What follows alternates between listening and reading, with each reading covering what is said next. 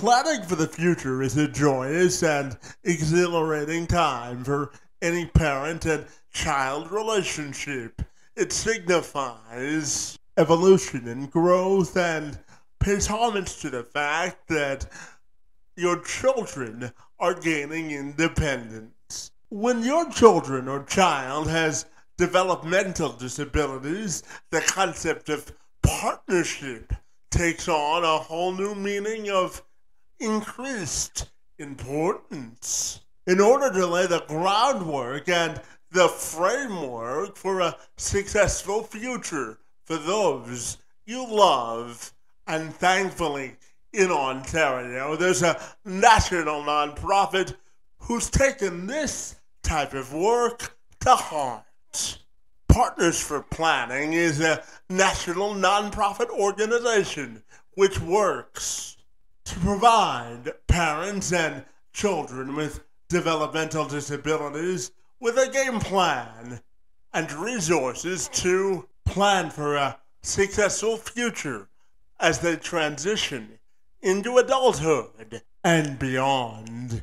And on this latest episode of the Speak Up podcast, I had the opportunity to sit down to engage in conversation with Anna Bruno, the manager of planning and facilitation, and Natalie Jones, the communications manager for Partners for Planning, as they joined me to tell me how they're providing a sense of hope, inspiration, and independence for some of our brightest leaders of tomorrow and their families as they enter the next chapter of life. And my conversation with Bruno and Jones starts right now. Fabulous, ladies. With that, I will take a moment to welcome you to the Speak Up podcast. I want to thank the both of you for being here on behalf of the John McGivney Children's Center, and I'm excited to learn all about the important work that you do with Partners for Planning. So great to see you this morning, and thanks for a few minutes. Thank you for having us. Yeah, we're excited to be here. Absolutely. So, ladies, I know that Partners for Planning does important work to help advise families with children with developmental disabilities as they prepare for adulthood. So I'm wondering if we could start our conversation by you telling me about the important work of your organization and why you exist. Why are you so fabulous? Tell me, I'm fascinated. Yeah, so I'll get started. So our organization is called Partners for Planning, and we were started by families about 15 years ago that really wanted to help other families answer the question, what can we do to prepare our loved one when we're no longer able to care for them or we're no longer here? And so some of these families came together and they created a very small grassroots organization where they went around locally and had coffee shop information sessions and things like that, where they were really starting to talk to families about the importance of planning and the things that families could do to ensure their loved one had a safe and secure, good life rooted in community. And then in about 2014, through a grant, a Trillium grant and some funding through the Ministry of Children and Community and Social Services, we were able to grow and create what we have today, which is the Planning Network. And we're really excited to talk to you guys today about the Planning Network and all the resources that are available on it. And Anna's going to talk about some other things that we do as well. But essentially, the Planning Network is, you can think of it as a hub for families. It's a place for them to come and find resources on a variety of different subjects. We have a planning framework that essentially guides the resources that we have on our Planning Network. But, you know, everything from thinking about the funding that you need and getting ready financially and legally to thinking about a home of one's own, or, you know, what you are looking at after you're finished high school. So whether that's employment or going on to post-secondary or volunteer opportunities, we have resources and stories throughout the planning network that can help families get ready for that. In addition, one of the things that we're really well known for are our webcasts. So we air over 30 webcasts a year, and we bring on experts from all over the province that can talk to families about these various different topics. And Anna is our host and moderator on those podcasts as well. So some of you may recognize her from that. But essentially, that's who we are, and that's the work that we do to support families. Yeah, fabulous. And I'm also curious to know how your motto of who will take care and love for children and protect them when parents are no longer here. I'm curious, how does that motto sort of drive the work that you do each and every day? What we believe at Partners for Planning is that if families take the time to plan along a number of areas, that they can help their loved one have a safe and secure life. So our resources are dedicated to helping families look at each of those areas of planning and help them figure out how to put those things in place. So we believe at Partners for Planning in individualized choice, that everybody belongs in community, and that people are safer when they are in community with supported people around them.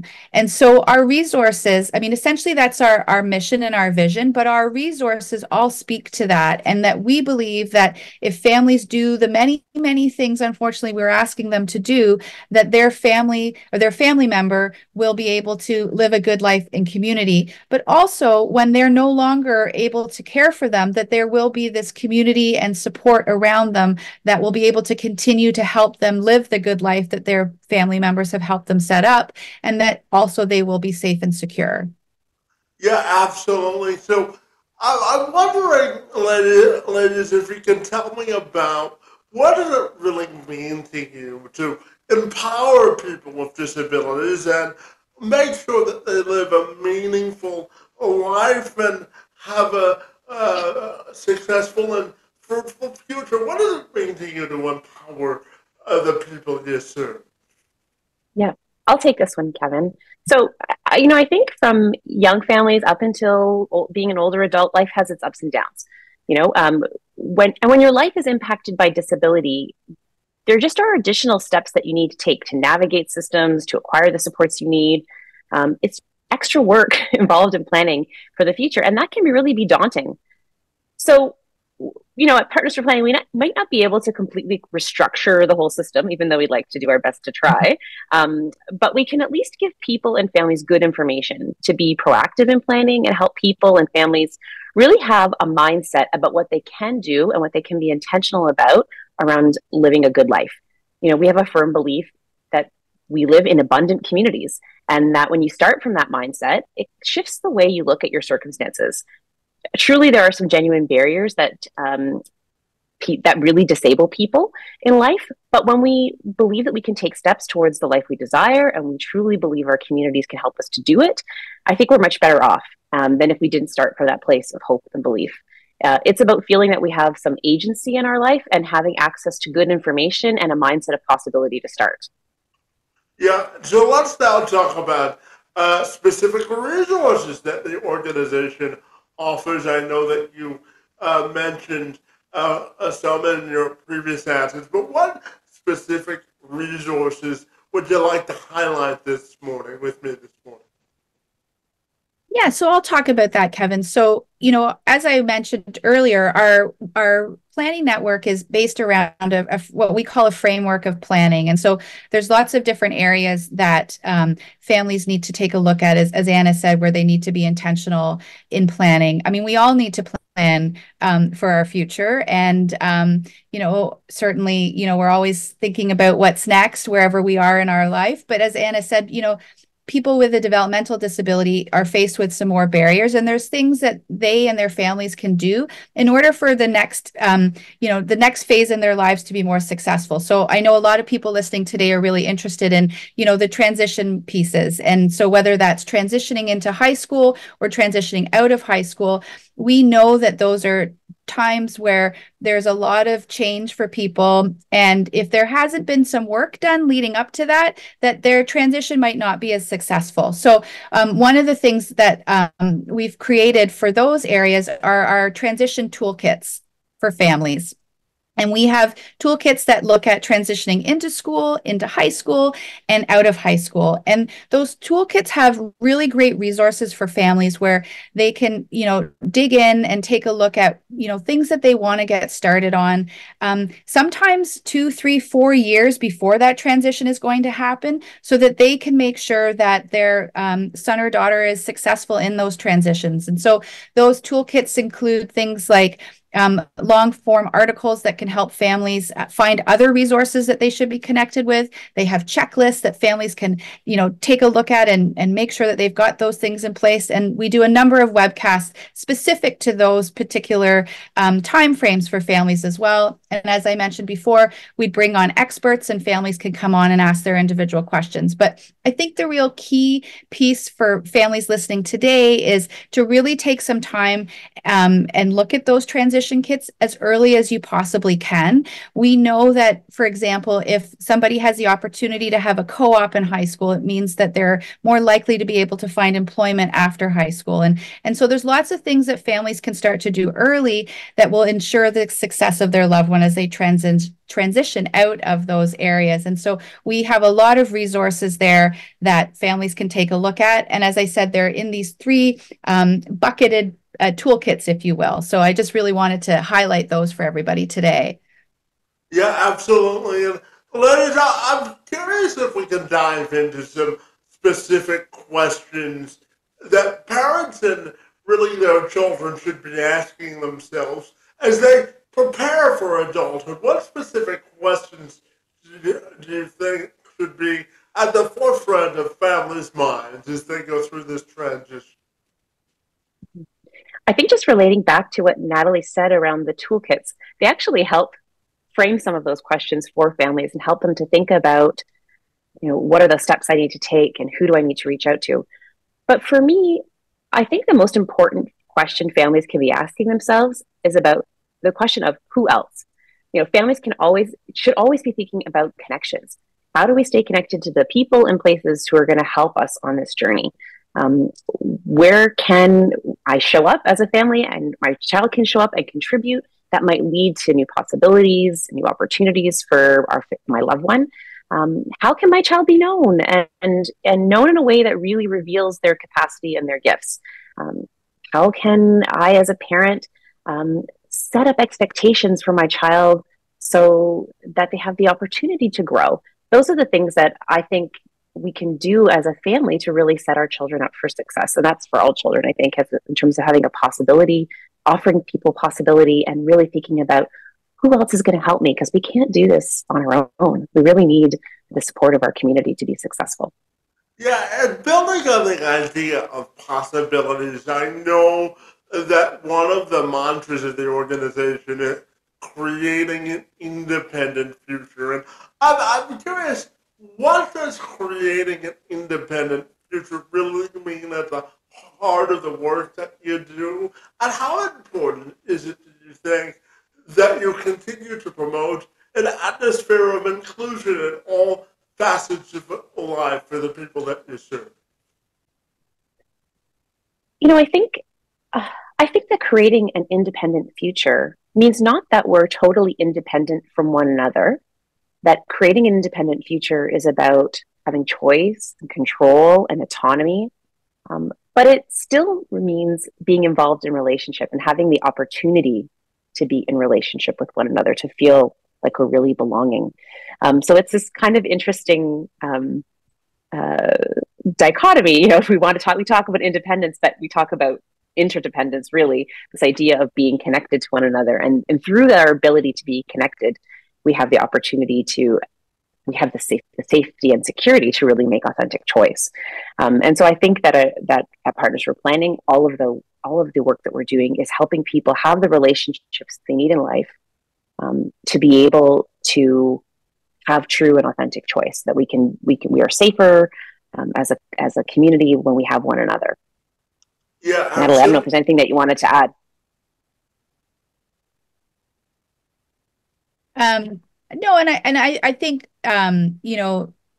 building on that, Kevin, you were asking about inclusion, and I think that I think one of the things that we like to talk about as well is that certainly we want everybody to be included, but we also want to make sure that that message is clear for community as well, that we want to make sure that community is welcoming, and that people have the opportunity to be part of their communities. As Anna said, there's an abundance of opportunity and gifts in community, and we really we spend a lot of time working with families who have a loved one with a developmental disability, but I think it's equally important to talk about inclusion, and we want to create places and spaces where everybody belongs, and that's a really important part of the messaging in our organization as well.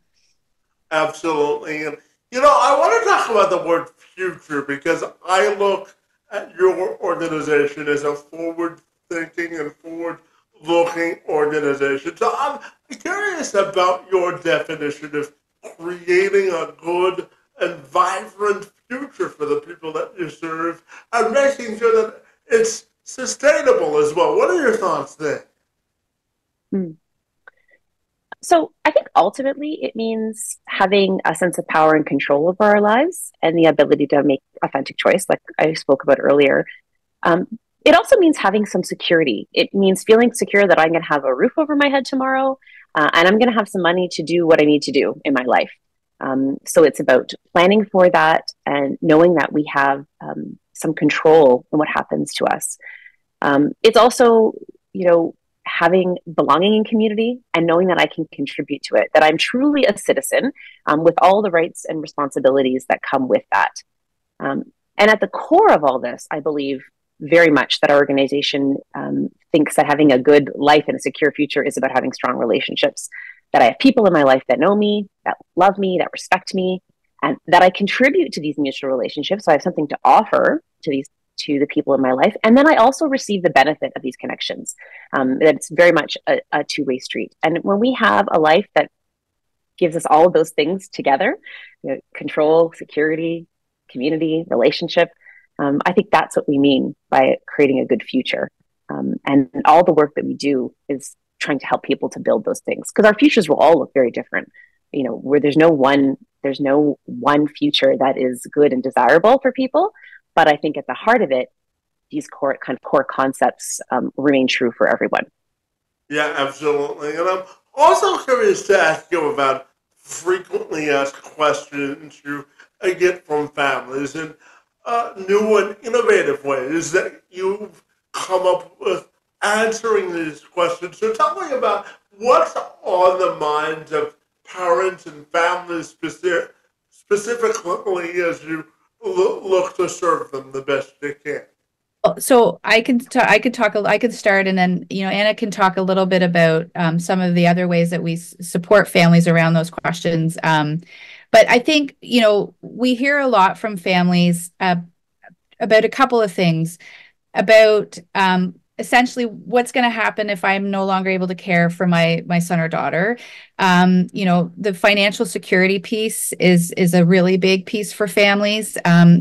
Making sure that they have the right funding in place, that they have a financial plan, a financial and legal plan. I mean, that's a piece that we really help families with.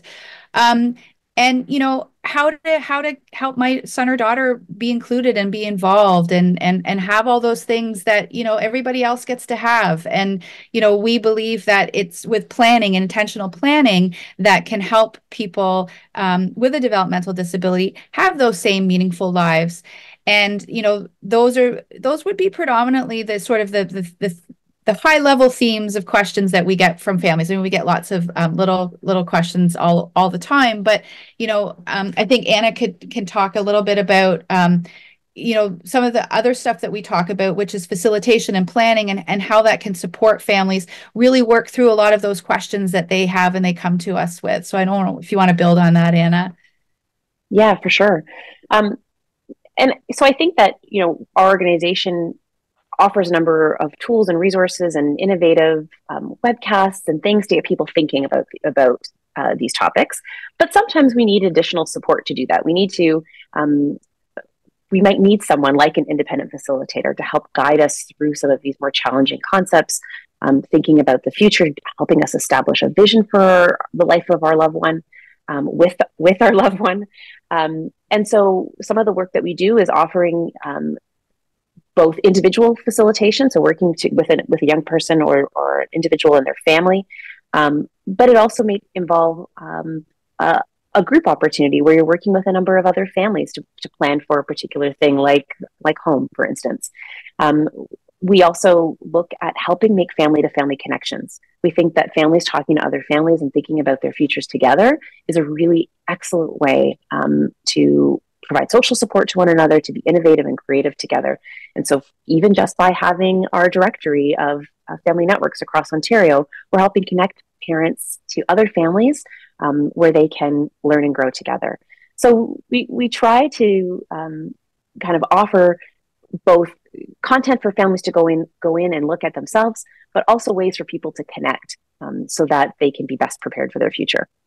Yeah, absolutely. And, I'm curious to ask you about, the government's role in this whole scenario or equation, and how you hope that government officials can improve, how they're an ally in this whole process of helping families and those with developmental disabilities transition into adulthood. So when we look at this from a governmental perspective, I'm wondering your thoughts on how their involvement is working and how it can be improved as well. Ooh, that's a tough question, Kevin. We could be here for a long time on that one, right? Yes. Yeah. I think one of the things we can say about that particular piece, especially as it pertains to transition, is that we would love to see more support for families and students through the transition periods. We know that in other provinces, there's some really great programs that exist in the school systems that really, really get kids ready to transition, where they really get to dig in and think about what they want to do after high school. And, a lot of kids will say, nobody asked me what I want to do. Like, why hasn't anyone said, what are you interested in? And we know that there's a lot of work that can be done early on, like we talked about with the toolkits, that can get people ready for when they transition out of high school. And just starting with that question, like, what do you want to do with your life? And I think that there's a role to play with the various ministries in Ontario to help support that type of programming so that we can all together come together, people working in organizations, the school system, people working in employment can really come together and help put something in place so that when, you're ready to transition out of high school, that you've been properly supported, and that when you're, on the other side and whatever it is you're doing, whether it be employment, post-secondary, volunteer, that you're then supported there. I think that we would really love to see, more work being done in that area. I don't know if you have anything else to add to that, Anna. Yeah, I think as an organization, we tend to have a strong belief in individualized solutions. So we're looking for people to help people create what they want for their future, their life. And we're hopeful that there have been shifts in government recently to look towards more individualized options for people. So, for example, the creation of passport funding over time has been allowed families to have a little bit more control over how they spend resources to help their loved one. And with the transition to Journey to Belonging that the government is going through right now, or at least the Ministry of Community and Social Services is going through, Children, Community and Social Services is going through, that there's hope that more individualized solutions will be available to families as they plan for their future, which really aligns with the way in which we think about planning, that people have choice and autonomy, and can choose what they need and what they think is best for for themselves and or for their loved one. So that's where we hope things go. Yeah, absolutely. And just out of curiosity, and I think our families would like to hear your answers to this question. And you brought up the idea of creating relationships as a key pillar of success as we go through this process. And someone that has a disability myself, I know that it's important to really build those relationships, especially after the age of majority, because most of the funding, as you know, as from a government perspective, is limited or eliminated when you reach a certain age of majority. So tell me about the power and strength of creating great relationships, because both of you have brought that point up multiple times this morning. So what do you think it means to create strong and long-lasting relationships? Yeah. Creating relationships is the heart of what we do as being human, I believe, and not just for people with disability, but for all people. But it is especially important for people who may be vulnerable for any number of reasons or have barriers, to have strong relationships that can be mutually supportive.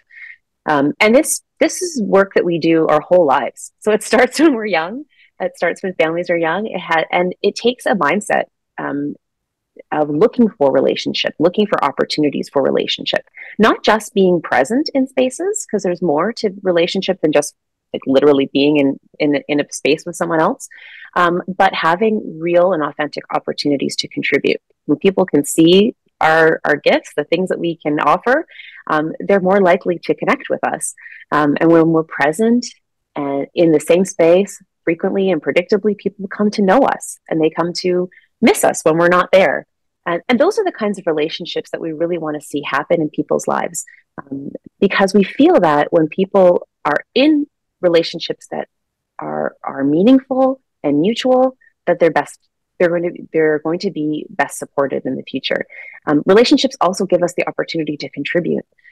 They give us purpose and meaning. And so it's not just about being a recipient of the gifts of relationship, it's also having an opportunity to make valuable contribution, whether that's relationships in our work life, in our volunteer or civic life, how we help connect to our community, or intimate or personal lives. Like, we all want to have someone who we can just be with, who know us so deeply, who understand who we are and what we offer the world. And I think it's imperative that we have people who deeply understand our who we are at our core.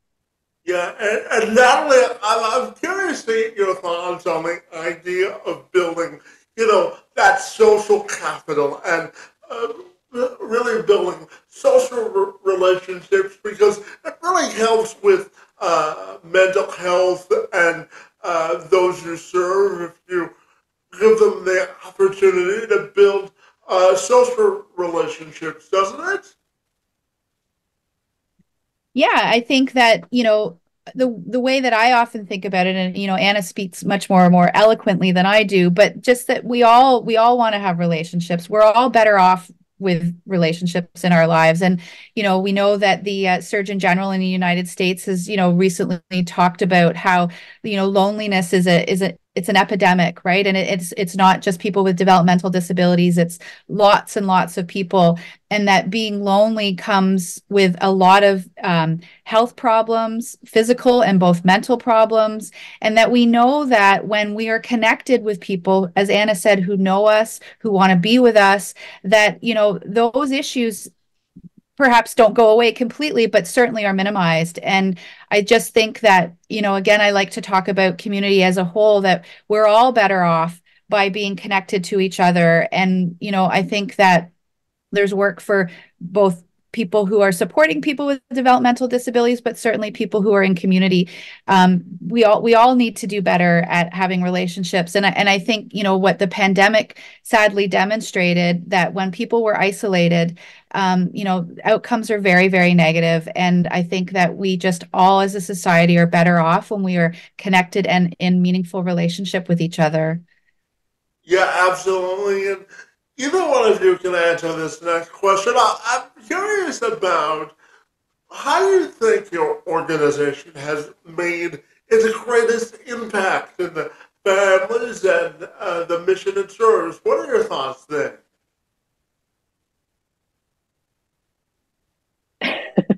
That's a great question. You know what? That's funny, Kevin, that you should ask that, because we talk a lot about what our impact is and measuring our impact and ensuring that we're supporting families in the way that they need to be supported. Certainly, we can look at numbers, right? We can look at how many people come to our webcasts or our the planning network, and certainly those numbers are great, and we're really proud of those numbers. We reach a lot of families and we get really great feedback. But I think where our impact is most meaningful is where we can demonstrate to families what's possible. A lot of the planning network has some really great video content, really great stories about, you know, families who had to put in a lot of hard work, but they did the work, they did the planning, and their, you know, loved one has demonstrated success in whatever area it is that they're you know, wanting to be successful with. So whether that's looking at housing or employment. And I think that, you know, as Anna said, it's very much about a mindset, right? Of thinking about what's possible for your loved one.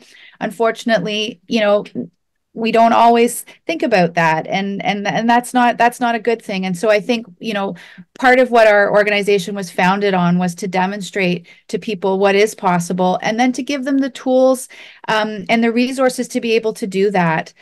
So I think I would argue that that is, you know, where we hope that our impact is greatest. And certainly that's work that we are very passionate about and you know, continue to do day in and day out. Yeah, absolutely. And I know that it was important to you this morning to talk to me about independent facilitation and how people can go about doing that to increase their independence and their sense of ownership in their planning. So let's talk about independent facilitation and what that means to you. Yeah, so I'll talk a little bit about that. So independent facilitation is a process of having someone outside service work alongside us as we figure out what we want our futures to look like. Facilitators can work with a young person or an individual themselves and help them create a vision for their future. Help people to think about or think with a mindset of possibility, and identify the connections that we have or that we need to make to help take action on our plans. You know, because independent facilitators aren't tied to service, you know, we have a freedom to really explore new opportunities and challenge the way things currently work. So we can think outside the box. An independent facilitator is really listening to the voice of the person, helping them to amplify that voice. A lot of work I do, for instance, is really deeply listening and helping the person themselves actually articulate what it is they want for their life. When working kind of in the context of a family, it's helping that person's voice be really heard at the center. And, you know, this is not always easy because young people are moving from being a child into an adult, and it requires sort of a new way of being, both for themselves as the child and parents, you know, new ways of being and thinking and relating to one another. It's a shift in the way things have been done in their family. So certainly there's tensions that need to be resolved. And I think having a facilitator to bring families together, bring people together and have these conversations is important to helping the person themselves direct their life as much as possible, and having family and friends get on board to support that vision.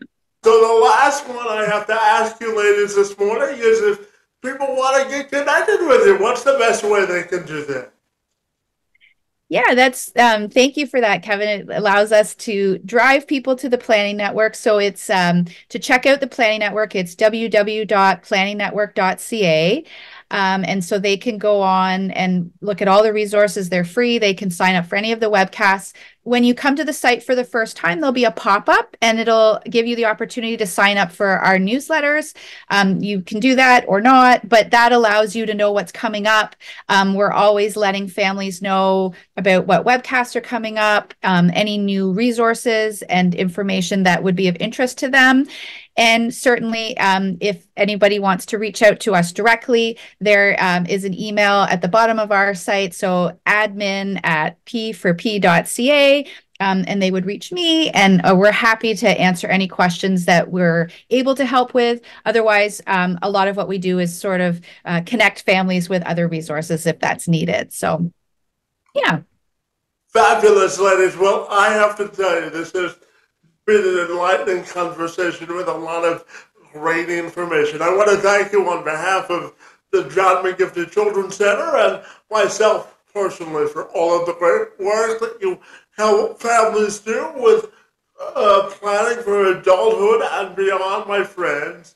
I want to thank you for being here and for engaging in conversation. It's most appreciated. Thank you, Kevin. It's been such a pleasure. Yeah, it's been great to talk with you today. Yes, thank you very much for having us.